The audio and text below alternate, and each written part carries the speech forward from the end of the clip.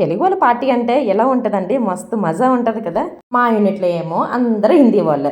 ఇంకా ఫరీద్ కూడా వచ్చిన తర్వాత చాలా మంది తెలుగు వాళ్ళు కలిశారు కదండి. సో కలవడం కాదు, అందరూ కూడా ఫ్రెండ్స్ అయిపోయాము. మనం ఒకరికి బర్త్డేకి చెప్పామనుకుంటే వాళ్ళు కూడా మనల్ని ఇన్వైట్ చేస్తుంటారు కదండి. అలానే ఇంకా తెలుగు వాళ్ళ బర్త్డే అయితే ఇంకా అక్క అయితే మాకు ఇన్వైట్ చేశారనమాట. వాళ్ళ కోసం ఇంకా గిఫ్ట్ అనమాట. సో ఒకేసారి అనేది తీసుకున్నానండి ఈ బాటిల్స్, ఎందుకంటే చాలా బాగున్నాయి అనేసి. ఇంకా బర్త్డేకి వెళ్ళేటప్పుడు మాత్రం ఇక్కడ చూడండి ఎన్ని వెరైటీస్ కొమ్ము శనగలు అంటారు కదండి, వైట్ చెన్న, తర్వాత గులాబ్ జామున్, వెజ్ బిర్యానీ, పూరి, గుత్తు వంకాయ, అన్ని వెరైటీస్ ఈ అక్క వాళ్ళే చేశారండి. సో మాకు అసలు హెల్ప్ కూడా పిల్లలేదు తెలుసా.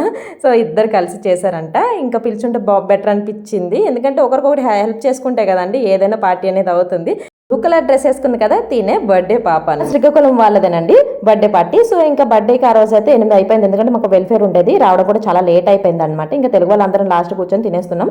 అండ్ బర్త్డే గిఫ్ట్స్కి అయితే ఈ ప్లాస్టిక్ చాలా బాగుంటాయి, ఇక్కడ ట్యాగ్ చేశానండి, చెక్ చేయండి. బాయ్.